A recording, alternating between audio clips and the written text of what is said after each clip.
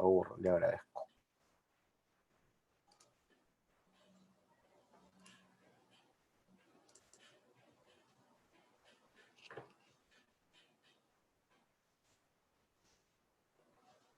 Muy bien, entonces física de los rayos X. Yo soy el doctor Héctor Serrano García, bueno, soy médico radiólogo, ya les había dicho. Trabajo en el servicio de diagnóstico por imágenes del Hospital de Alta Complejidad Virgen de la Puerta. Soy el jefe del servicio de diagnóstico por imágenes. Soy el primer médico radiólogo. El hospital tiene recién 5 años, 6 años. Soy el primer médico radiólogo que llegó al servicio. Soy el jefe. Soy el jefe de la segunda especialidad también, soy profesor de posgrado y coordinador de la segunda especialidad también de diagnóstico por imágenes y profesor de posgrado. El curso, bueno, que llevo con ustedes es Fundamento de Diagnóstica 2. Nuestras competencias de hoy día es conocer la producción y propiedades de los rayos X, determinar la formación de la imagen radiológica, conocer las principales técnicas radiológicas y conocer los principales efectos biológicos, ¿no? Así como los principales principios de radioprotección.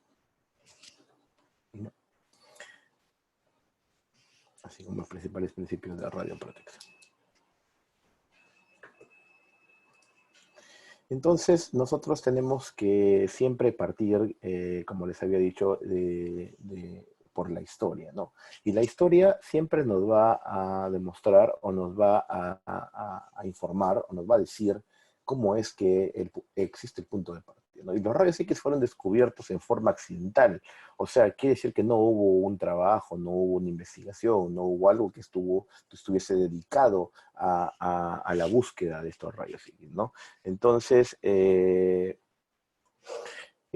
8 de noviembre de 1895, básicamente el físico alemán Wilhelm Conrad Röntgen, mientras estudiaba los rayos catódicos en un tubo de descarga gaseosa de alto voltaje en la Universidad de Würzburg, descubrió, mira, en forma accidental estos rayos, ¿no? De tal manera que para nosotros, los radiólogos y todo el personal que está envuelto en torno al diagnóstico por imágenes, básicamente celebramos el 8 de noviembre el Día Internacional de la Radiología. Es decir, que a nivel mundial nosotros ese día celebramos el Día de la Radiología, ¿no? Es prácticamente una fiesta para nosotros los radiólogos, para los tecnólogos médicos, para todo el personal que está involucrado en el diagnóstico por imágenes en base a los estudios radiológicos, ¿no?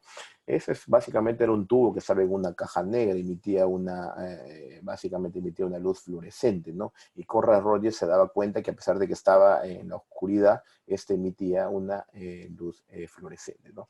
Tras realizar experimentos adicionales, determinó que la fluorescencia se debía a una radiación invisible, más penetrante que la radiación ultravioleta incluso, ¿no? Röntgen a estos rayos, como eran invisibles y no los conocía, les denominó rayos X, ¿no? Por su naturaleza desconocida, les puso rayos X. Básicamente, con el tiempo, en honor a él, le pusieron rayos Röntgen, ¿no? Sin embargo, estos, a pesar del tiempo, han quedado como rayos X. Entonces, la historia pues recordará esta imagen, y esta es la primera radiografía que se tomó el 22 de diciembre de 1895, ¿no? Y se publicó al año siguiente. Esta mano izquierda es la primera radiografía que se tomó, y esta es básicamente la mano de la esposa de Röntgen, ¿no? Es la mano de la esposa de Röntgen con el anillo, ¿no? Entonces es un icono de la radiología, es un icono de la imagenología, básicamente, que ha quedado para la posterioridad. En 1901, Röntgen recibe el Premio Nobel de Física y a la par también le otorgan el grado lo condecoran con el grado de Sir. Entonces se convierte en Sir William Conrad Röntgen, ¿no? Entonces esto básicamente es para que ustedes, este es un resumen, básicamente de lo que vamos a ver más adelante. Este es un tubo de rayos X, o sea, los rayos X es un tubo, como si fuera un foco, ¿no? Básicamente una lámpara incandescente que tiene una parte donde se emite una descarga de energía, básicamente sobre una descarga de energía que se emite sobre...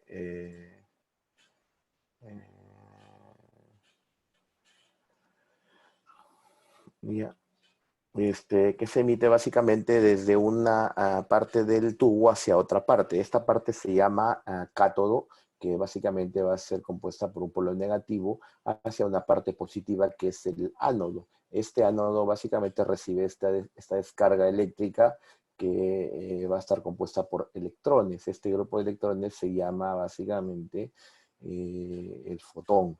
Y este fotón de energía va a chocar sobre este ánodo, y este ánodo básicamente va a emitir una especie de frenado de esta radiación. Y este especie de frenado va a emitir un rayo.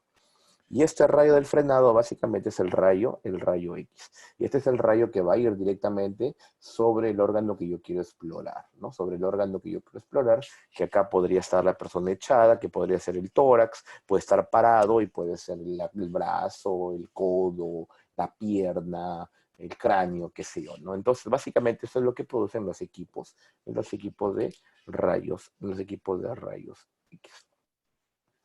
Básicamente la radiación se divide en dos formas. En la naturaleza la radiación se divide en dos formas, en la radiación que es no ionizante y en la radiación que es ionizante. Entonces, cuando hablamos de radiación ionizante, vamos a hablar definitivamente de radiación que tiene que ver con beneficios para la salud.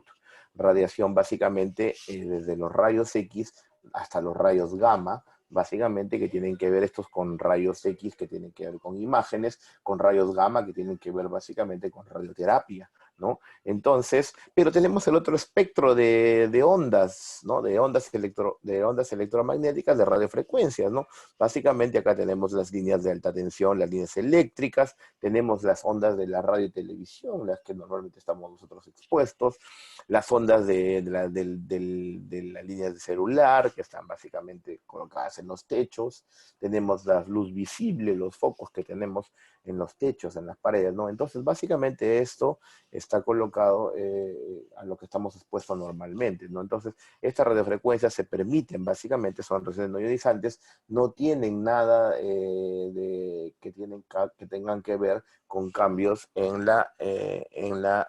básicamente en la arquitectura celular, o con cambios que tengan que ver con alteración en la morfología de las células, y que por consiguiente luego tengan que ver con malformaciones, o que tengan que ver con algunos cambios en la arquitectura del ADN, ¿no? Entonces, esto es básicamente lo que se permite, ¿no? Y obviamente conforme va pasando la radiación de no ionizante a ionizante, la frecuencia va aumentando. Mira, la frecuencia va aumentando. ¿Qué quiere decir? Que la frecuencia es el número de repeticiones de ciclos por unidad de tiempo, ¿no? Entonces la frecuencia va aumentando y la energía también va aumentando, ¿no? Entonces a mayor energía, mayor frecuencia, mayor radiación, básicamente mayor poder ionizante, ¿no? Entonces esto es interesante a entender, ¿no? En la naturaleza los rayos X forman parte del espectro de las ondas electromagnéticas ionizantes.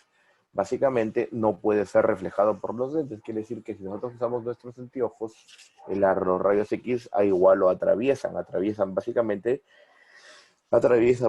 los lentes. Los rayos X son representados como flujos de propagación lineal, lo que les decía, indivisibles de energía, que se llaman fotones, ¿no? Fotones. Entonces, los fotones son básicamente las unidades de propagación lineal, ¿no? La unidad apropiada de energía fotónica es el kiloelectronvoltio o el kilovoltio, ¿no? Es lo que representa básicamente la unidad de energía de un equipo de rayos X.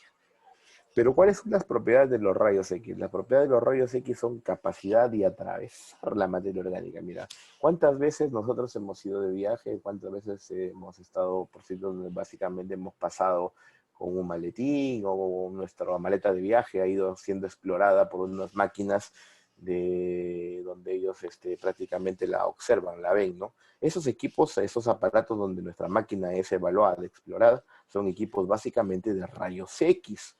Y es por eso que ellos pueden observar dentro de nuestra maleta qué es lo que llevamos, capacidad de atravesar la materia orgánica, ¿no? Entonces, es importante esta propiedad. Efecto fotográfico sobre emulsión de fotosensible. Básicamente es el efecto que tienen los rayos X para quedar impregnados en una placa básicamente radiográfica, ¿no? Una placa fotográfica. Cuando pedimos un estudio de pulmones, un estudio de huesos, y la pedimos en una película, ¿no? Efecto fotográfico, y nosotros podemos evaluar la película, ¿no? Efectos de fluorescencia, básicamente, efectos de ionización, la alteración que hay sobre los campos electromagnéticos cuando se produce una radiación de una descarga de kiloelectronvoltio, una descarga de electrones, básicamente. Efectos químicos por alteración de la estructura atómica, generalmente cuando hay administración de contrastes, y producción del calor. Generalmente se produce calor cuando se dispara el tubo del tubo de rayos X, ¿no? Y también, básicamente, efecto biológico, es el efecto que tiene que ver con las malformaciones, la teratogénesis, o con alguna alteración en la morfología de cada trabajador, de cada paciente, ¿no? En la interacción de los rayos X con la materia hay dos formas de interacción por absorción y interacción por emisión de energía, ¿no? Debido a la absorción de energía hay fenómenos de ionización y excitación, y por emisión de energía hay fluorescencia, que es la que marca básicamente, o efecto Oder. El fenómeno de ionización es básicamente cuando yo a un electrón que está básicamente periférico en la capa más superficial, en cuanto un fotón de energía eléctrica básicamente hace que este electrón se desplace de un nivel de una órbita hacia otra, o prácticamente se ha desplazado de la órbita más externa, ¿no? Esto se llama básicamente ionización. Y excitación es cuando la energía que se absorbe básicamente no alcanza para romper la energía de unión de los electrones, pero sí lo alcanza para desplazarlo de su órbita. Quiere decir que yo no me alcanza para desplazarlo fuera del electrón, pero sí me alcanza para desplazarlo de órbita en órbita. ¿Ya? Una cosa es ionización y otra cosa es excitación. La fluorescencia es el átomo excitado, ionizado y estable, que vuelve al estado energético inicial, liberando la energía absorbida que le sobra. La liberación inmediata es más o menos de 10 a la menos 6 segundos, es muy rápido, y afecta a uno o varios fotones, ¿no? Acá esto es prácticamente lo mismo que habíamos visto. Dijimos que los rayos X generalmente tienen mayor frecuencia, o sea, mayor número de repeticiones y menor longitud de onda, a diferencia de los rayos electromagnéticos que tienen mayor longitud de onda y menor número de repeticiones, ¿no? Entonces eso es un efecto también importante, básicamente, porque esto me va a permitir a mí decir que mientras más frecuencia hay y mientras menos larga sea la onda, básicamente mayor tipo de características médicas o mayor tipo de características necesarias para la salud voy a tener yo de parte del espectro de ondas electromagnéticas. Esto es nuevamente el aparato de rayos X, el tubo de rayos X. Como hemos visto, tenemos un aparato que es negativo, que es el cátodo, un aparato que es negativo, que es el ánodo, con sus componentes ya especiales. Básicamente el rotor, el ánodo giratorio o el ánodo rotatorio giratorio del cátodo, hay una especie de diana, ventana y envoltura del cristal, ¿no? Entonces, esto básicamente es como un foco, ¿no? Yo les había dicho, va a estar dentro de una caja que se llama una caja de colimación dentro del equipo de rayos X.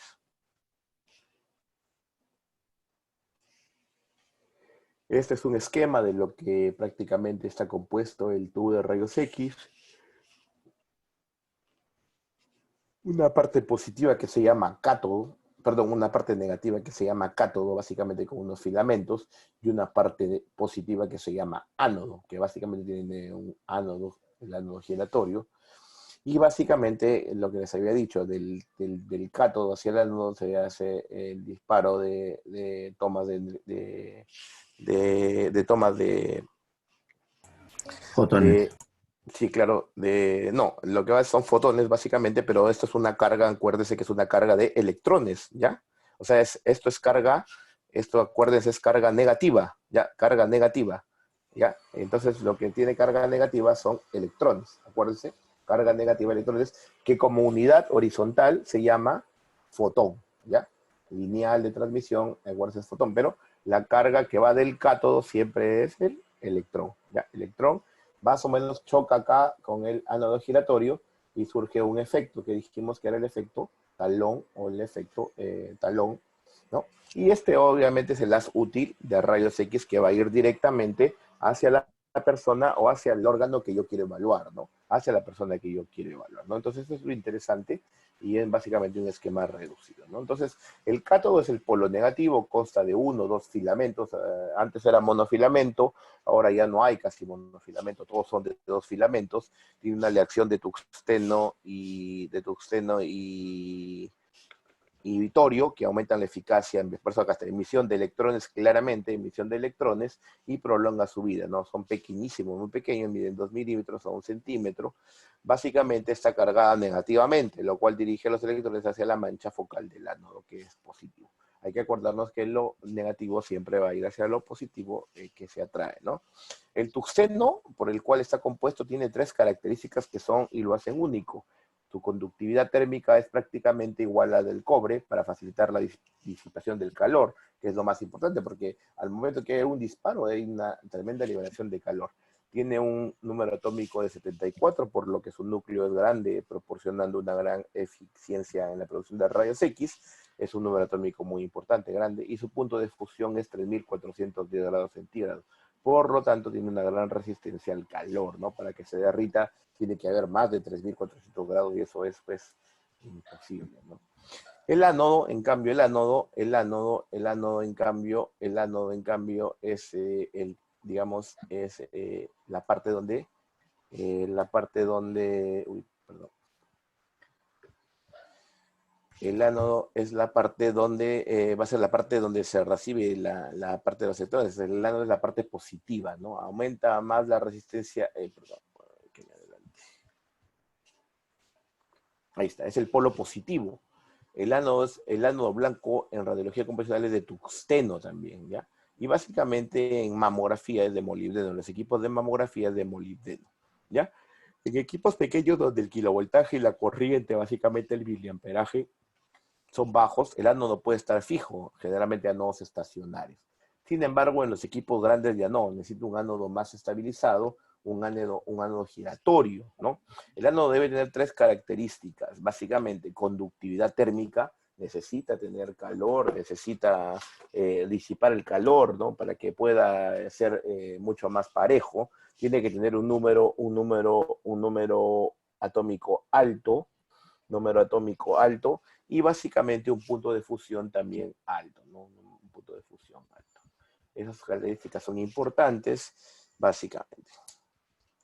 Pero no, antes se tenía ánodos básicamente estáticos, pero actualmente los ánodos ya no son estáticos, son básicamente giratorios. O sea, giran sobre el vástago básicamente para poder lograr una mejor distribución del calor, una mejor distribución del calor básicamente, y eso es lo que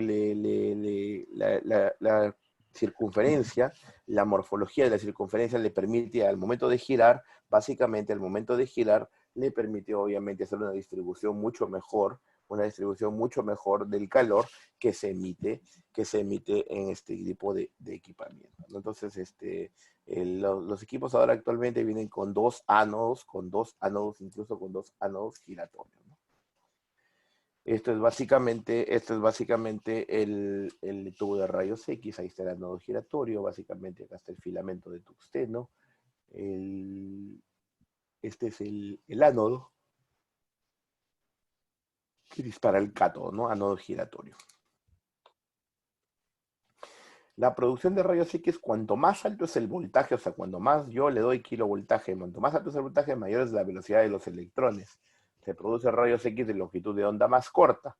Cuando hay una longitud de onda más corta, el mayor intensidad y poder de penetración es mucho más rápido, también mucho más grande, ¿no? Entonces es importante dar mayor kilovoltaje, por ejemplo, a las personas que son más gorditas. Las personas que son más gorditas generalmente requieren mayor kilovoltaje para que puedan tener mayor longitud de onda más corta y mayor penetración. ¿Ya? Mayor penetración. Sin embargo, aunque los electrones tienen la misma energía al alcanzar el foco, se produce rayos X de diferente energía o de diferente longitud de onda. Ahí tenemos un esquema, básicamente, la parte central es el núcleo, los electrones están básicamente periféricos y los rayos van a ver cómo las energías inciden dentro de las células, básicamente para dispersar los diferentes electrones. Y algunos van a ser de alta energía, otros de baja energía y algunos de moderada energía, ¿no? De moderada energía. Esto es nuevamente un esquema para que ustedes más o menos tengan en claro qué es lo que estamos hablando, ¿no? Básicamente el cátodo, el ánodo, y acá tenemos básicamente la transmisión lineal de estos fotones, ¿no? Ahí estamos. Pero es recordar que la energía cinética perdida es transformada en gran parte, el 99%, en energía calórica. Mira, o sea, de toda esa energía que tiene que producir el electrón, básicamente en el cátodo, cuando va al ánodo, el 99% de esa energía, básicamente, ese 99% de esa energía, el porcentaje de esa energía va a perderse como calor. Y solamente el 1%, se va a aprovechar, nada más como rayos X, ¿no? O sea, quiere decir que se pierde básicamente el 99%. Los rayos X se producen fundamentalmente por dos efectos. Esto es importante que lo recuerden. El efecto de frenado que vimos, que se llama efecto de Bremsstrahlung, y la radiación característica. ¿Ya? Y la radiación característica. Entonces, la radiación de frenado, que es lo que nosotros vemos básicamente acá cuando ocurre esto, cuando va básicamente los electrones, la energía va directamente sobre el ánodo, y acá ocurre básicamente esta reacción de los electrones sobre el ánodo giratorio. Básicamente, este efecto y el rayo que sale hacia abajo se llama efecto de frenado, ¿no? Efecto de frenado o radiación de frenado. Bien. El electrón acelerado es desviado por el núcleo de los átomos del blanco, parte de su energía cinética perdida se transforma en calor y la otra parte se transforma en rayos X. A esta radiación se llama radiación de Bremsstrahlung. ¿Ya? Entonces acá yo veo alta energía básicamente, que le doy básicamente, del cátodo al ánodo, y esa energía va a desprender obviamente sobre una partícula, y esto va a desprender una energía, dijimos, ¿no? Esta energía básicamente va a incidir sobre la parte del cuerpo que es la que yo quiero evaluar. Yo quiero evaluar sobre un brazo, sobre un codo, sobre un hombro. Básicamente ese es el rayos X. Dijimos que el 99% se pierde como calor y el 1% se pierde como rayos X, nada más. Y también hay una radiación característica, que es la interacción del electrón incidente con los electrones internos de los átomos. Aquí básicamente ellos van saltando de capa en capa, ¿no? Y obviamente la energía que va perdiéndose, esto se va llevando una energía o una radiación básicamente característica.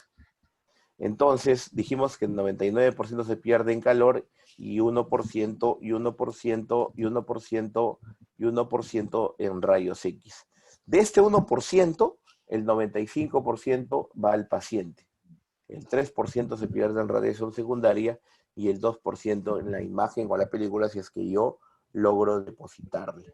O sea, quiere decir que del 100% solamente se ha tomado 99% y 1%, perdón, se ha perdido 99% y 1% es básicamente lo que nos queda como rayos X utilizable. Por eso es tan importante que la propiedad sea de soportar calor, o sea, de tungsteno, para que pueda soportar el calor que se pierde, ¿no? El efecto fotoeléctrico es básicamente cuando un rayo incidente, en este caso es un rayo X, mira, básicamente con una longitud de onda corta, es un rayo básicamente de longitud de frecuencia corta, longitud de onda corta, incide sobre un electrón y básicamente lo desplaza el electrón, lo saca del núcleo, ¿no? Entonces básicamente altera todo el mecanismo de este.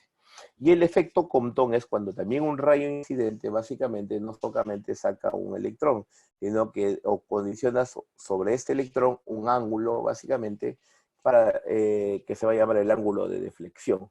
Y el ángulo de deflexión calcula generalmente cuánto es la pérdida que hay económicamente básicamente por ejemplo, en una radiación.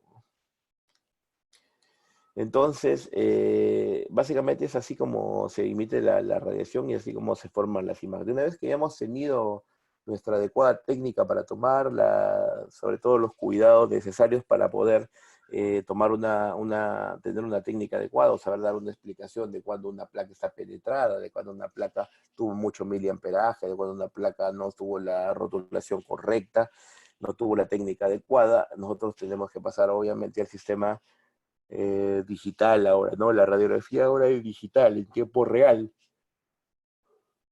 Ya no hay que, como teníamos antes, películas, ¿no? Ahora yo veo, estoy evaluando a un médico, le pido una radiografía a mi paciente se va, se para, el tecnólogo le toma un equipo de arco en U, ya no son los equipos de antes.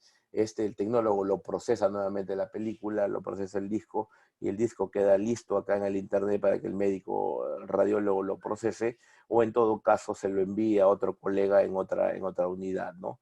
Básicamente sucede todo este proceso y el paciente está de lo mucho mejor en su domicilio y no está tomando COVID, ¿no? Entonces, esto significa que acá yo puedo básicamente evaluar. Si yo estuviese en la clínica, lo puedo ver. Si yo estuviese en el hospital, lo puedo ver. Si yo estuviese en mi casa, tranquilamente puedo ver, ¿no? Entonces, en cualquiera de los escenarios donde yo podría ver la radiografía que tomaron al paciente, yo lo podría ver, ¿no? Entonces, eso es lo que básicamente con el Internet, eso es básicamente con el Internet, yo ya he podido saltar esas barreras, ¿no? De espacio, básicamente, de espacio, y también obviamente la virtualidad que me da, igual como ahora la educación y la virtualidad me da prácticamente romper la barrera del tiempo, y un estudio que se está haciendo en otro lado, prácticamente yo lo puedo resolver en tiempo real, ¿no? En tiempo real, ¿no? Entonces, los rayos X inciden sobre la persona, sistema de captura de imágenes, básicamente captura la imagen, procesan la imagen, y básicamente puede ir a un archivo monitor, puede ir a una impresora, o puede ir definitivamente a la casa, el hospital, la clínica, el consultorio de cualquiera de los médicos radiólogos que hubiese, ¿no? Disponible para informar ese estudio radiográfico. Los estudios radiográficos básicamente se conocen como CR, básicamente sistema de computadora de radiografía, que esto es básicamente decir que se digitaliza las hojas de las computadoras, pero ahora actualmente ya los equipos no vienen para digitalizar ni vienen digitalizados, sino ya los equipos propiamente vienen ya ya vienen hechos ya con un equipo digital directo, ¿no? Ya no hay equipos de radiografía convencional actualmente, ya, ¿no? Entonces, cada uno de estos se obliga a que tengas una estación de trabajo propia, donde ya el mismo tecnólogo trabora, procesa los estudios y luego los manda al sistema de almacenamiento de imágenes que se llama PACS. En nuestra institución, en la Seguridad Social, se llama Canteron el PACS. Está licenciado por Salud y bueno, ahí se almacenan todas nuestras imágenes de todos los hospitales de salud del Perú, ¿no? Eso es importante. Ventajas de la digitalización: disminuye la dosis de radiación al paciente, puede tratarse, almacenarse y difundirse igual que cualquier otro archivo informático. Posibilidad de modificar a posteriori las características de la imagen, principalmente la densidad y el contraste, sin necesidad de repetir el examen, ¿no? Yo lo puedo ver cuantas veces yo quiera incluso, ¿no? Tiene mayor resolución, 4 veces mayor, mira, que una radiografía convencional, o sea, es mucho mejor, tiene mejor contraste, mejor capacidad para poder hacer mejor diagnóstico, ¿no? Entonces eso lo hace importante. Disminuye los costos del servicio de radiodiagnóstico a largo plazo, ¿no? Al inicio es caro, comprar un equipo digital ahorita todavía es caro, pero a la larga, con el tiempo, te recomienda menos costos, ¿no? Ya no usas básicamente reveladores, no usas ya químicos, no usas a veces hasta películas de placas radiográficas, y eso básicamente te hace ahorrar dinero, ¿no? Desventajas, básicamente que no tiene una mejor resolución espacial que las películas o las placas que se toman convencionales, puesto que ellas te toman casi el mismo tamaño de la realidad, ¿no? Entonces las digitales generalmente toman a veces un tercio por debajo del tamaño, es decir, que están disminuidas en tamaños, que lo que nosotros llamamos zoom. Esto básicamente están disminuidas, ¿no?, en zoom. Ahí tenemos el PAX, que es el sistema de archivo de imágenes. Básicamente, esta es una impresora donde vemos una radiografía de pelvis que está saliendo de ser mandada a imprimir, ¿no? Una radiografía de películas radiográficas. Esto es básicamente una red de trabajo, ¿no? Ahí tengo yo todos los equipos de imagenología en un servicio, un angiógrafo universal, angiografía universal, una tomografía de alta resolución multicorte, una resonancia magnética, medicina nuclear, ecografía diagnóstica, radiología convencional, todos estos equipos se digitalizan, van hacia una central, básicamente, ordenador central del hospital, y este a su vez lo sube al sistema de integración radiológica, ¿no?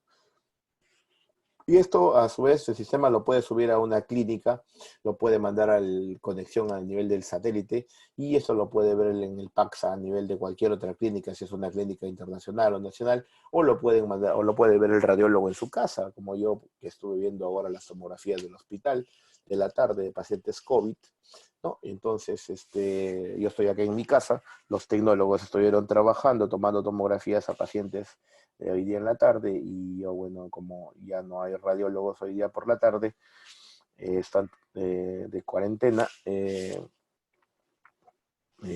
la tarde, programados, perdón, no hay. Entonces, yo estuve informando a las más urgentes que querían para poder tomar decisiones los pacientes, ¿no? Las ventajas del PACS: menos espacio físico para almacenar estudios, ficheros digitales, más fáciles y rápidos de localizar, menos pérdidas, manipulación realce con el contraste, informaciones, no se usa químicos para revelados, los que les decía, ya no se usa películas, tantas copias como se quiera sin perder la calidad, ¿no? Esta es una radiografía convencional de películas que ustedes han visto a veces antiguas, y esta es de una digital, ¿no? Mira la calidad con la que se ven. Básicamente se puede observar el índice cardiotorácico ahí tranquilamente, ya sacada incluso con software digital, ¿no? Estas son básicamente archivos DICOM, Digital Imaging Communication Medicine, son extensiones básicamente de archivos que tienen extensiones prácticamente médicas, ¿no? Extensiones médicas, ¿no? Y obviamente estas de acá son las que hay en el hospital. En mi hospital ya no se usa ninguna placa que es convencional. Es más, el hospital ya no fue construido para placas convencionales, no hay ninguna estructura para revelados o para equipos de radiografía convencional, ¿no? Entonces ya está hecho incluso para solamente radiografía digital, ¿no? Entonces ahí tienen Hospital Virgen de la Puerta, estudios de hace bastante tiempo, y entonces pueden ver las características, ¿no? Esta es una radiografía básicamente de tórax anterior, de póster anterior y lateral, ¿no? Entonces es importante mirar la calidad con la que se puede ver prácticamente las estructuras anatómicas, ¿no? La radiobiología es la ciencia que estudia los efectos que producen los seres vivos, ¿no? La radiación, es cierto, no es un juego, es una realidad, ¿no? No es un juego, es una realidad, produce efectos en los seres vivos. ¿Ya? Produce efectos en los seres vivos, y básicamente son las radiaciones ionizantes, ¿no? Cuando hablamos de radiaciones ionizantes, dentro del espectro que vimos, los rayos X definitivamente están ahí en ese nivel, ¿no? Entonces están ahí en ese nivel.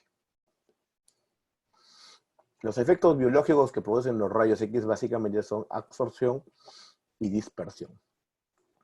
Y esto básicamente es porque vimos por un fenómeno que se llama ionización. Quiere decir que las de rayos X o las de energía incide sobre el electrón más periférico y lo desplaza.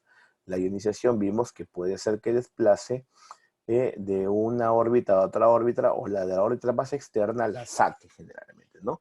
Y esta va a, como les dije, alterar la estructura y propiedades de la materia.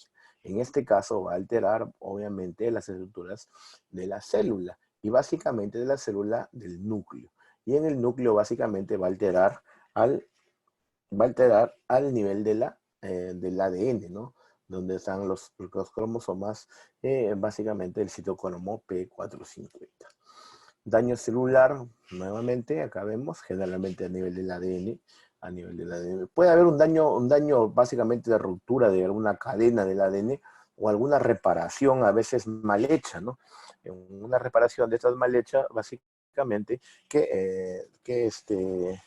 alguna reparación mal hecha, y estas pues como consecuencia trae pues algún fenómeno luego que puede tener alguna malformación o algún efecto teratogénico en el producto, en el paciente, ¿no? En la reproducción sobre todo, en la reproducción sobre todo. Bueno, daño celular inducido, radioinducido, por una reparación inadecuada, ¿no? Por una reparación inadecuada, ¿no? Entonces, esto también es parte de, ¿no? Es parte de, parte de, parte de, parte de lo que vendría a ser la radiación, reparación inadecuada, muerte celular o célula transformada. De esto va a haber dos grandes grupos que condiciona, va a ser una respuesta, ya sea efecto determinístico o un efecto estocástico, ¿no? Un efecto determinístico.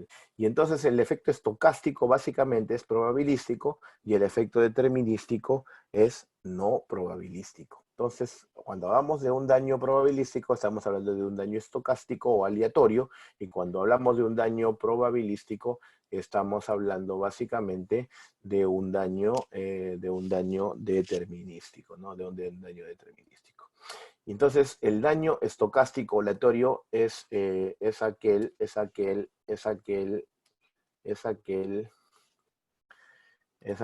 que aparece dependiendo de la dosis, pero no la gravedad, ¿no? No dosis umbral. Generalmente este probabilístico o aleatorio es de dosis bajas, el daño celular es subletal, hay una mutación, es tardío, ¿no? En este generalmente ocurre cuando, por ejemplo, un personal de salud ha trabajado en rayos durante muchos años, y bueno, a los 60 años, 65 años, por ahí aparece con leucemia, ¿no? Leucemia mielocítica, o de repente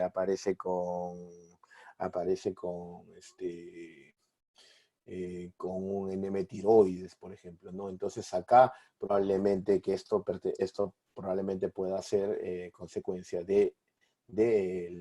probablemente consecuencia de un efecto estocástico. Sin embargo, los determinísticos tienen que ver sí con el umbral, tienen que ver con algo que pasó la dosis de radiación.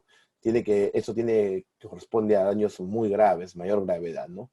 Muerte celular, tiene que ver con pérdida del tejido, generalmente dosis altas sobre exposición. Esto ocurre generalmente a veces cuando dan terapias de ayuda para matar, por ejemplo, tuviste una lesión en la piel de un melanoma maligno, y entonces te hacen una cirugía, te sacan el tumor del melanoma, y luego de eso viene a quemarte con radioterapia. No solamente te queman la parte de la piel del melanoma, sino te queman también la parte del músculo, la parte de la grasa, ¿no? Entonces, el daño no solamente es en la parte mala del tejido, sino también en la parte buena, ¿no? Entonces, ahí hay un daño, ¿no? Ese es un efecto determinístico, probablemente, ¿no? Entonces, los probabilísticos, básicamente probabilísticos estocásticos, básicamente la leucemia, tiroides en la mama, pulmón, gastrointestinal, básicamente daño en el DNA, iniciación, conversión, promoción, progresión tiene que ver con cambios, dijimos, a largo plazo, ¿no? Tiene que también cambios a veces en el sistema digestivo, a veces hay diarrea, úlceras. En la piel a veces hay depilación temporal, depilación permanente, caída del cabello, necrosis, úlceras. En el pulmón aparecen neumonitis, fibrosis. En el cristalino, generalmente opacidades, hay cataratas. En las gónadas aparece a veces esterilidad temporal, ¿no? Y básicamente, en la clasificación de los efectos, básicamente hay que ver que son son agudos y crónicos. En los crónicos, básicamente, tumores, ¿no? Comienzan a aparecer tumores, cataratas, infertilidad, ¿no? Y viendo todo eso, bueno, se preocuparon pues por eso y se creó la Oficina de Protección Radiológica, ¿no? La protección radiológica como parte de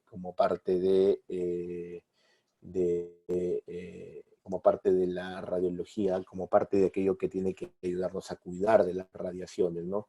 Entonces acá en el Perú existe un instituto que es el Instituto Peruano de Energía Nuclear y dentro de ellos hay una oficina que es la Oficina Técnica de Autoridad Nacional, la OTAN. Y la OTAN se encarga de velar por el cumplimiento de la radioprotección, ¿no? Entonces, la radioprotección existe y estos son los criterios de radioprotección. Esto es lo que deben saber. La radioprotección es un mundo lleno de muchas cosas, pero ustedes deben saber que hay que permanecer a mayor distancia de la fuente de radiación. Quiere decir que si yo voy a tomar una placa radiográfica y o voy a acompañar a alguien a tomar una placa radiográfica, yo puedo ponerme a mayor distancia de la fuente de radiación. Me está me está protegiendo de la radiación. Permanecer el menor tiempo posible dentro del equipo donde se emite radiación y mantenerse protegido con blindaje, ¿no? Entonces, esto es igual como del coronavirus, permanecer a distancia de 2 metros, permanecer menos tiempo sin protección y mantenerse, obviamente, perdón, con mascarilla mayor tiempo y menor tiempo en contacto con la gente, ¿no? Entonces, estas cosas, igual que el que se estuviéramos protegiendo con el coronavirus, es lo mismo que nos protejamos contra un foco de radiación. Creo que funciona igual con todas las cosas.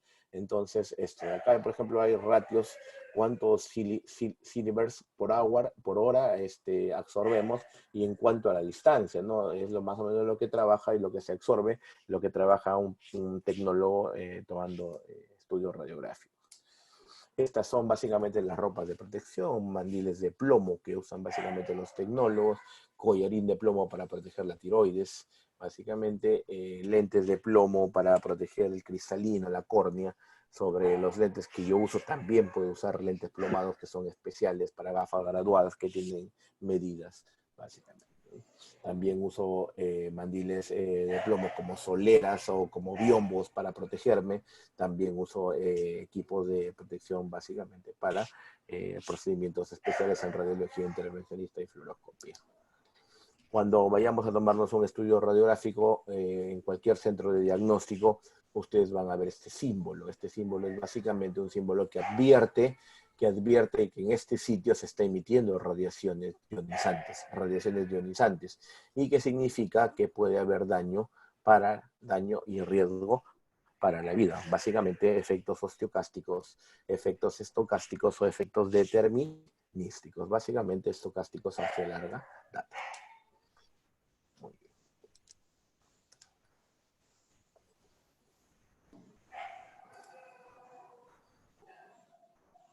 Muy bien, chicos. ¿Alguna pregunta? ¿Comentario? ¿Algún comentario, alguna pregunta? Doctor, una pregunta. Sí. Esa emanación de los rayos, debido a esta última información que nos acaba de mostrar de los problemas osteoclásticos y determinísticos, indica que esa energía es sumatoria, es acumulatoria dentro del organismo. Toda energía que entra, toda radiación que entra nunca se va. Toda radiación que absorbemos nunca se va, ¿no? Entonces, toda radiación que se absorbe ya no se vuelve a ver nunca. Entonces, existe un parámetro que nosotros en radiología y bueno, en protección radiológica usamos, ¿no? Dosis absorbida mensual que nos dosamos con un dosímetro que normalmente llevamos siempre todos los meses. En verdad hay radiólogos que hacen solamente ecografías y solamente hacen informes. Hay radiólogos que sí hacemos algunos procedimientos de intervencionismo sin ser intervencionistas totales, porque hay gente que sí se dedica a hacer mucho intervencionismo, a hacer intervencionismo vascular, a hacer intervencionismo de lleno. Nosotros hacemos algo de intervencionismo más, yo hago más intervencionismo de mama, que es lo que me gusta y es lo que me dedico más. Y hay gente que hace más intervencionismo vascular, como le digo, que le gusta hacer bastante angioplastía y usan bastante radiación, ¿no? Y se irradian bastante. Entonces, esa dosis, hay dosis, digamos, mensual, pero también hay dosis acumulada. Entonces, la dosis que vamos sumando mensual, mensual, mensual, cuando nos damos en un cierto tiempo de medición, tenemos una dosis acumulada, ¿no? Entonces, en el tiempo nos vamos diciendo, oye, mi dosis acumulada ya está tanto. ¿Por qué? Porque tenemos un registro que mensualmente nos va registrando cuánto va marcando cuánto va marcando nuestro ingreso mensual de cuánto vamos registrando, ¿no? Entonces, a lo largo de la vida te das cuenta y hiciste, claro, obviamente tú dices, tengo como 56 para tener un efecto estocástico y normalmente llegas a 5, 6, 10, ¿no? Algunos que he visto que van a 8 a lo largo de toda su vida, ¿no? Pero normalmente antes, por ejemplo, la gente llegaba, ¿no? Y hay todavía algunas personas mayores de los más antiguos, que quedan pocos, ya en verdad pocos, que todavía por ahí han permanecido con leucemia, con algunas cosas, ¿no? Entonces, te das cuenta que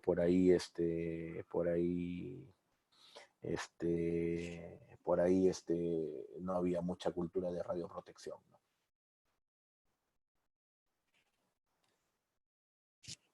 Una pregunta más. Doctor, disculpe, había escuchado que las personas o los profesionales que trabajaban con radiación eh, después les solicitan, no sé, les dan vacaciones, o sea, un cierto tiempo de vacaciones. ¿Eso es verdad? Bueno, la ley de protección la ley de protección de radiaciones, sí, a los que tienen exposición continua, aparte de los 30 días de vacaciones normales que la ley te da, te otorga 10 días más por descanso de radiación, ¿no? Pero tienes que demostrar que tu exposición es continua, o sea, que trabajas en un área de exposición continua de radiación, ¿no? Si no trabajas en un área de exposición continua, eso es, no es tan cierto, porque a veces, como te digo, hay radiólogos que solamente hacen ecografía o informan, y ahí no hay exposición continua, ¿no? Entonces, el espíritu de la ley no se cumpliría ahí, ¿no? Pero sí es un beneficio que se debe tener, ¿no? Muy bien. Doctor, Doctor, buenas noches. Sí, buenas noches. ¿Es cierto que hay algunos alimentos que participan en un mecanismo de radioprotección? Porque hay algunos documentos que mencionan que por cada dosis de exposición hay mayor riesgo a- a tener enfermedades. No, bueno, sí, los riesgos de tener enfermedades por la radiación están descritos. Que también hay una teoría que dice que dosis pequeñas de radiación más bien estimulan tu sistema inmunológico y te hacen producir mucho más inmunidad que te hacen producir mucho más inmunidad que a una persona normal. Entonces, te hacen producir mucho más inmunidad, ¿no? Por ejemplo, dicen que de todos los tecnólogos que les ha dado COVID de radiología, por ejemplo, el COVID les ha pasado sin darles mayor complicación, ¿no? Entonces, se ha hecho un pequeño reporte de los que hacen radiología, estoy hablando, ¿no? O sea, les ha dado COVID, pero no les ha dado COVID severo, les ha dado COVID leve, leve. Entonces dice que es porque tienen una pequeña inmunidad basada en unos artículos justo de radiobiología, de lo que justo les puse en la última parte, pero de efectos benéficos de la inmunidad sobre los efectos más que el ADN también lo malogre. Son efectos a dosis bajas, dice que desarrolla un poco mejor la inmunidad, ¿no? Son teorías que están ahora ya en tela de juicio. Al inicio fueron como cosas que se hablaban, pero ahora son ya trabajos que hay, o sea, hay trabajos de esto, por si acaso, publicados. Y los alimentos no, eso no tiene nada que ver, ¿no? O sea, es relativo. doctor, y sobre el tema del usuario, ahora sí, o sea, cuando se aplica, ¿hay algún límite, veces, cantidad de veces, tiempo, número de exposiciones? Sí, eso es una cuestión que debería valorarse siempre por el prescriptor, ¿no? Por eso que ustedes deberían tener una cultura de protección radiológica siempre valorando del lado del paciente, porque en verdad que nosotros somos los prescriptores y el paciente siempre se va a tomar lo que nosotros le digamos, ¿no? y a veces veo que, pucha, le piden una tomografía equivale a 300 radiografías de tórax, o sea, estamos radiando 300 veces de tórax al paciente, ¿no? A veces sí es necesario, ¿no? A veces es necesario tomar la tomografía, pero a veces veo que le toman una tomografía ahorita y le tienen que tomar a los 3, 4 días de nuevo. Entonces yo le pregunto, ¿tú crees que va a mejorar en 3 días? O sea, clínicamente, o sea, imagenológicamente, ¿crees que va a mejorar? Primero pregúntate si mejoró clínicamente. ¿Mejoró clínicamente? No, no mejoró. Entonces, ¿cómo crees que si no mejora clínicamente, va a mejorar imagenológicamente? O sea, no, no va a haber, ¿no? O sea, no va a haber, ¿no? Entonces, no creo si es significativamente que radiemos al paciente, ¿no? Entonces, vamos de repente a valorar porque si está peor el paciente, pues si el peor está peor el paciente, ya no hay vuelta que darle, ¿no? Entonces, debemos tratar de medir el riesgo-beneficio, sobre todo en los estudios donde hay radiación ionizante, porque vuelvo a decir, la radiación que ingresa es la radiación que ya no se va, ¿no? Y a veces, Pero no hay, o sea, no hay digamos, una cantidad de veces, por así un cálculo o un cuadro o unos criterios para que se puedan aplicar o tener en cuenta con la cantidad de veces que nosotros podríamos exponer al paciente en caso se le solicite un estudio por imágenes. ya,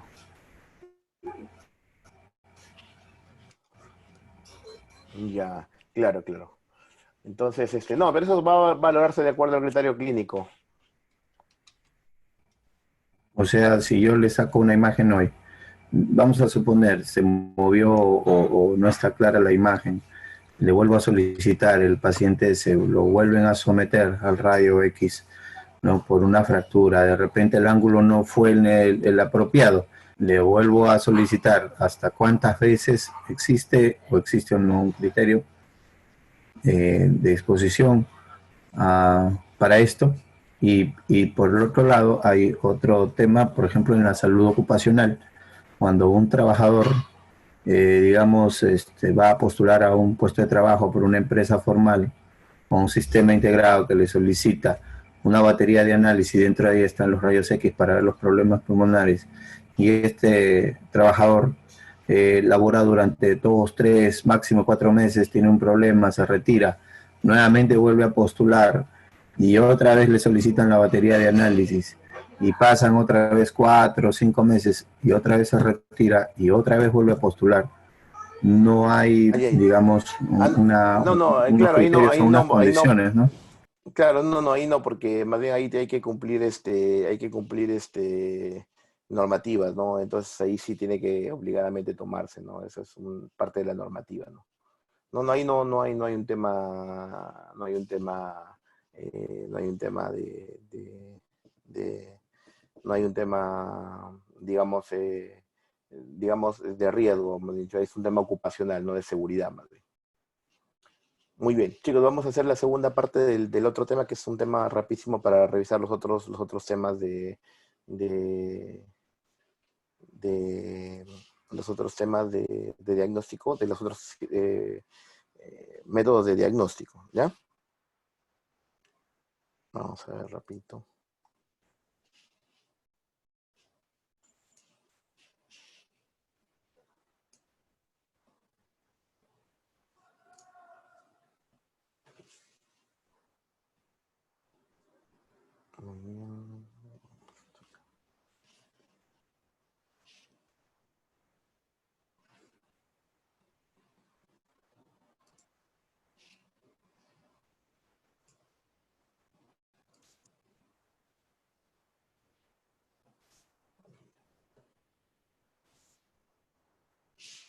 Ahí ven, ¿no es cierto?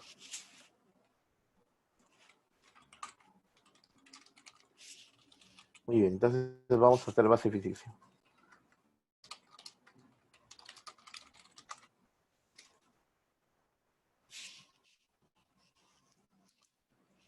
Ya estamos. Entonces,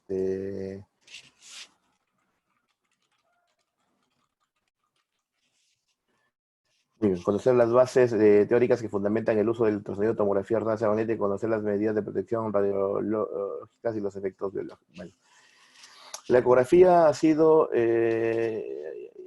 Ha sido y es un método útil para realizar el cuerpo humano durante muchos años. Para conseguir el máximo de beneficios se requiere un adecuado conocimiento de los principios físicos en torno al ultrasonido y conocer los métodos e instrumentos que se utilizan para producir y mejorar la imagen obtenida, ¿no? Básicamente tiene ventajas, que es ausencia de radiación ionizante, exploración en tiempo real, capacidad multiplanar, excelente resolución, estudios con equipo portátil, bajo costo. Si bien la radiografía utilizaba radiación ionizante, la ecografía va a usar ondas acústicas, el sonido básicamente, que es lo que usa la ecografía, ¿no? Y la naturaleza del sonido pueden ser ondas mecánicas o ondas electromagnéticas, ¿no? Entonces las ondas electromagnéticas se van a propagar en forma básicamente transversal o en forma longitudinal, ¿no? En forma longitudinal. ¿Cómo surge el sonido? Básicamente tiene un recorrido de la energía mecánica a través de la materia. Puede por dos formas, por compresión o por rarefacción. Básicamente las ondas de presión se propagan por el desplazamiento físico del material a través del cual el sonido está siendo transmitido, ¿no? Básicamente nosotros vamos a usar en este caso un equipo de ultrasonido, un equipo de ecógrafo, básicamente por emisión por un transductor. Y el transductor va a tener doble objetivo, que va a ser el de emisor y el de recepción. O sea, va a tener la función de compresión y la función de rarefacción, ¿no? Los principios básicamente que utiliza la ecografía es el ecopulsado, ¿no? El ecopulsado tiene que ver básicamente con esta técnica. Es como si una persona hiciera un sonido, diga hola, hola, sobre una superficie básicamente, que es una interfase reflectante, y este sonido diga básicamente el eco repita hola, hola, hola, ¿no? Entonces, ¿cómo funciona básicamente el sistema? El sistema del ultrasonido es que yo tengo básicamente un transductor, y este transductor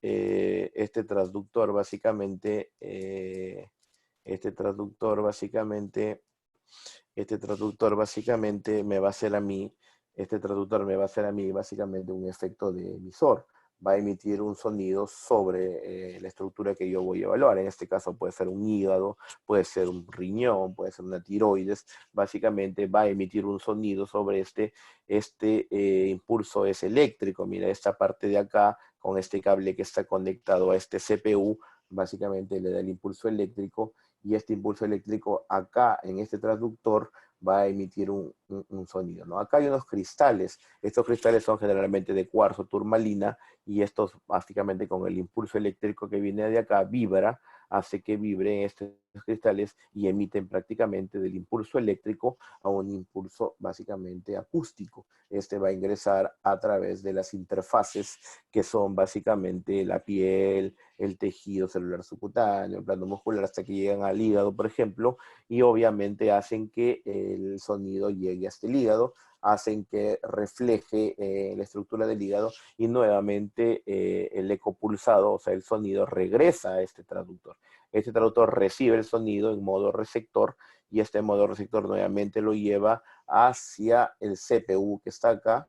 Básicamente, este CPU lo decodifica y lo muestra como imagen en la pantalla, ¿no? Entonces, este proceso básicamente, que es de emisión y receptor, básicamente todo esto ocurre en este evento, ¿no? Entonces esto es lo que va a ocurrir en tema del ultrasonido. Entonces, un transductor de frecuencia alta básicamente me da una longitud de onda corta, pero me da una penetración baja. Y un transductor de frecuencia baja me da una longitud de onda corta, pero me da una penetración alta. Quiere decir que yo, y si quiero explorar una estructura profunda, como por ejemplo el abdomen, la vejiga, básicamente penetración alta, o sea, profunda, tengo que tener una penetración alta, tengo que usar un transductor de frecuencia baja. Pero si yo quiero explorar una estructura que sea muy superficial, como la glándula tiroides, la mama, tengo que tener una estructura de penetración baja.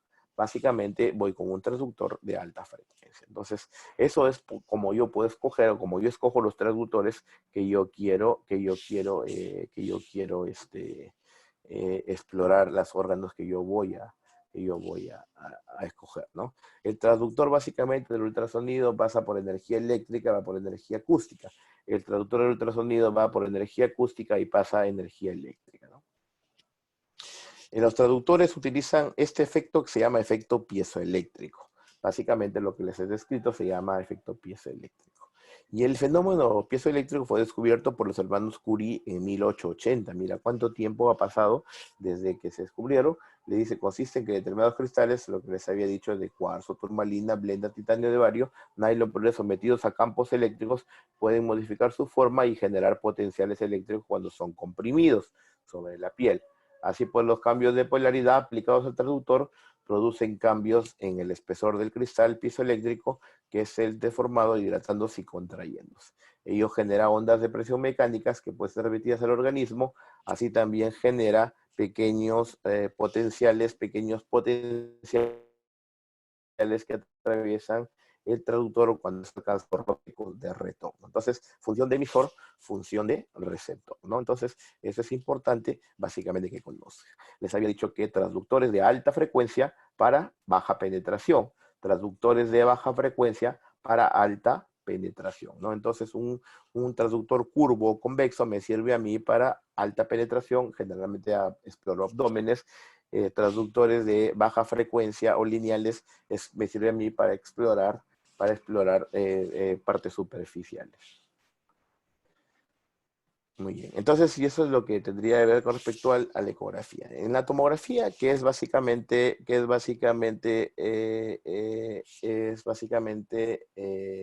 es un estudio mucho más complejo, mucho más completo, ¿no? Este es un equipo de tomografía. Básicamente el paciente es recostado sobre una camilla, es pasado por un túnel que se llama gantry sobre el equipo del tomógrafo. La camilla pues lo pasa el paciente por ahí y se van adquiriendo las secuencias de adquisición de secuencias de las imágenes. Su creador fue el doctor Gottfried Hansfield, y básicamente ahí está el doctor Gottfried Hansfield.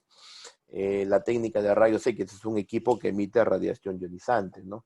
La técnica de rayos X permitía la visualización en 2 dimensiones, con el problema de que unas imágenes se superponían a otras, por lo que se perdía gran parte de información.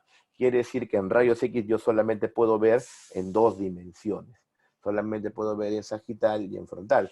Y entonces me faltaba ver otra dimensión. Entonces, la tomografía viene para solucionar este tema.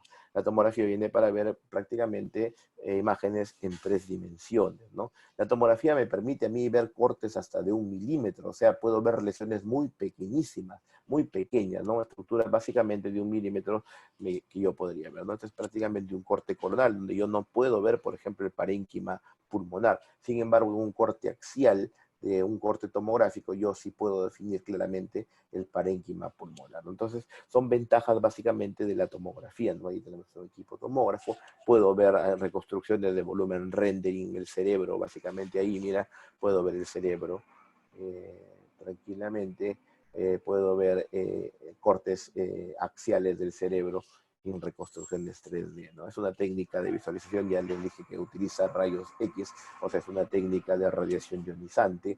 Prácticamente el paciente entra en esa posición y prácticamente la radiación lo corta el paciente en rodajas, por eso se llama tomografía espiral, en forma de espiral multicorte, porque tiene varios cortes, tomografía espiral multicorte, ¿no? Tomografía espiral multicorte. El método permite también la medición de la densidad de las diferentes estructuras estudiadas, lo que a su vez favorece el diagnóstico. Yo puedo diferenciar la densidad sangre, la densidad hueso, la densidad grasa, la densidad de tejidos de partes blandas, la densidad con el contraste. Entonces me permite a mí, obviamente, hacer un diagnóstico muy oportuno. Acá, por ejemplo, yo puedo medir la densidad que me sale menos 18, prácticamente es densidad grasa, es la grasa prácticamente del pericardio, ¿no? Es algo así como entra el paciente y como corta el tubo, gira alrededor del paciente, no el paciente alrededor del tubo, sino el tubo, esta cosa negra es el tubo, gira alrededor del paciente, ¿no? O sea, lo corta el paciente en 360 grados, ¿no? Eso es lo importante, y tenemos todas las imágenes en las 360 grados del paciente, ¿no? Luego esto se lleva a una sala de procesamiento, acá está el paciente, están adquiriendo, yo veo las imágenes, el tecnólogo procesa las imágenes y obviamente la podemos ver, ¿no? Las ventajas es que es una técnica fácilmente disponible en la mayoría de hospitales del segundo y tercer nivel, es un examen muy rápido y que solo requiere 2 a 3 minutos para su realización, ¿no? Es importante, es una técnica es altamente sensible para detectar calcificaciones de hemorragias agudas, permite una excelente visualización de estructuras óseas, puede ser utilizada en personas con implantes ferromagnéticos, marcapasos y prótesis, es útil en pacientes críticos que requieren observación directa y de equipos de soporte vital dentro de la sala de estudio, se puede meter un respirador eléctrico portátil, se puede meter ambú, se puede meter 20.000 cosas y básicamente va a tolerar, ¿no?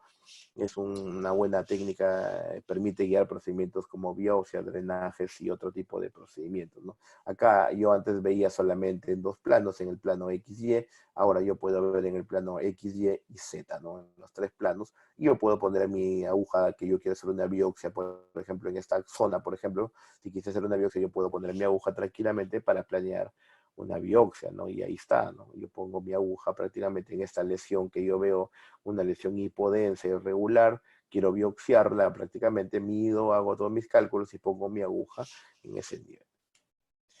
La desventaja es que emite radiación ionizante, ¿no? Por lo que estoy viendo una contraindicación relativa durante el embarazo, y aunque en caso se deberá utilizar un delantal de plomo para disminuir los efectos de radiación sobre el feto, si es que hubiese necesidad de hacer una radiografía, una tomografía de una gestante, pues hay que hacerlo, disminuyendo los riesgos sobre el feto.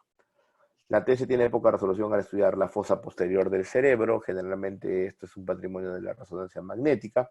Los infartos localizados en esta zona solo se observan en el 5% de los casos.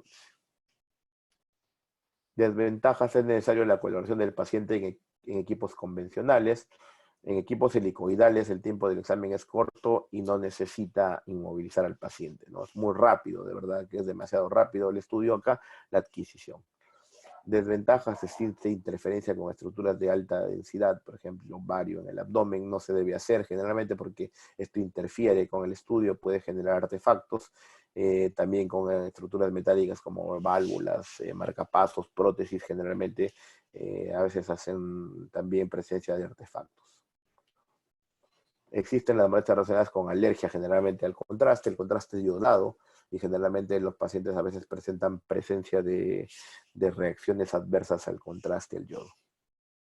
Esta es la ventaja, que se pueden hacer estudios en 3 dimensiones. Acá veo prácticamente un callado de la aorta adecuadamente representado, ¿no? No hay signos de estenosis, aneurismas tampoco correctamente representado. Esta es una prótesis valvular de aorta, mira.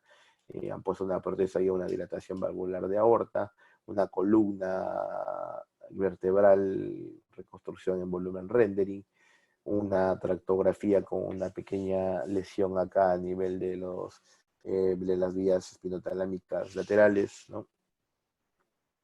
Esta es la misma angioplastía que hemos visto hace ratito, una prótesis a nivel de la aorta. Un estudio básicamente de las carótidas, ¿no? Ambas carótidas internas, los músculos esternocleidomastoideos que se logran ver adecuadamente. La resonancia magnética básicamente es un fenómeno físico por el cual ciertas partículas como los electrones, protones y los núcleos atómicos con un número impar de protones y un número impar de neutrones pueden absorber selectivamente energía de radiofrecuencia al ser colocadas bajo un potente campo magnético. Es decir, que acá básicamente lo que va a ocurrir es el movimiento de los protones. Y esto tiene que ver en relación con unos campos magnéticos que tienen que ver con imanes, ¿no? La resonancia magnética es una técnica de diagnóstico que se inventó en el año 1946, por los físicos Edward Purcell y Felix Bloch, ¿no? Recibieron el premio Nobel de Física en el año 52, ¿no? Descubrieron los núcleos que absorbían energía de las ondas de frecuencias específicas, ¿no? Y es específicas porque hay una antena para cerebro, hay una antena para brazo, una antena para hombro, o sea, cada una de las partes tiene una antena especificada, ¿no? Cada una de las partes tiene una antena. Las gradientes magnéticas son variaciones del campo magnético.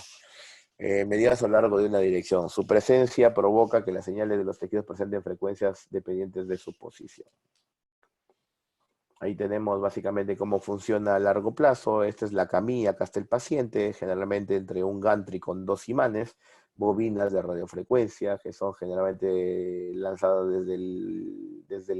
desde la máquina, desde el comando de operación, desde el tecnólogo. Básicamente desde ahí lanza la radiofrecuencia, que es el impulso con el que empieza toda la cascada de ecuaciones. Hay un control de interfaz, hay un convertidor digital, básicamente hay una ecuación que se llama la ecuación de Larmor, básicamente, y todo esto que reacciona va hacia el ordenador. El ordenador básicamente lo decodifica y va hacia un sistema de imágenes. Esto es lo mismo, básicamente, las antenas y bobinas especiales con el paciente en radiofrecuencia. Y ahí está, ¿no? Este es nuestro resonador, básicamente, que tenemos en el hospital. Es un resonador magnético modelo Achiva, marca Philips, 1.5 Teslas, un estudio angiográfico el cerebro, la carótida, vasos de las arterias cerebrales anteriores, medias y posteriores. Las ventajas es su elevada capacidad multiplanar, ¿no? Evalúa bien la arteria carótida, evalúa bien evalúa bien la fosa posterior, como les decía, ausencia de radiación ionizante, alta sensibilidad al flujo sanguíneo, mira, capacidad de producir imágenes tomográficas en cualquier dirección del espacio con campos de visión variables y situados en cualquier punto del organismo, alta sensibilidad a la acumulación de hierro en los tejidos, tiene bastante sensibilidad para producirte, decirte la fase de los sangrados, ¿no? La acumulación de hierro, alta resolución de contraste de los tejidos blandos y alta sensibilidad de los tejidos edematizados. Las desventajas frente a la tomografía, básicamente la poca disponibilidad, ¿no? Acá en Trujillo, solamente en los hospitales públicos, solamente en el hospital de alta complejidad Virgen de la Puerta, nada más, ¿no? Las reacciones de algunos pacientes que son claustrofóbicos, como los estudios a veces demoran por paciente un promedio de 40 minutos, a veces algunos son claustrofóbicos y no pueden completar el estudio, ¿no? Terminan retirándose. Y es menos eficaz que la tomografía computarizada para detectar calcificaciones, alteraciones óseas y auriculares, ¿no? La tomografía todavía creo que le gana en eso de la resonancia magnética, puede demostrar cuáles son calcificaciones versus áreas de sangrado. La resonancia no se puede definir si es un sangrado o una calcificación. Contraindicaciones de resonancia magnética, básicamente marcapasos, claustrofobia, prótesis valvulares, cardíacas antiguas, clips metálicos en la cabeza, se mueven, partículas de metralleta en los ojos o metales y prótesis metálicas podrían tener riesgo de moverse.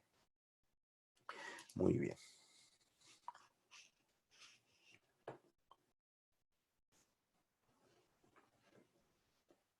Muy bien, chicos. ¿Alguna pregunta? ¿Alguna pregunta? ¿Alguna pregunta, chicos?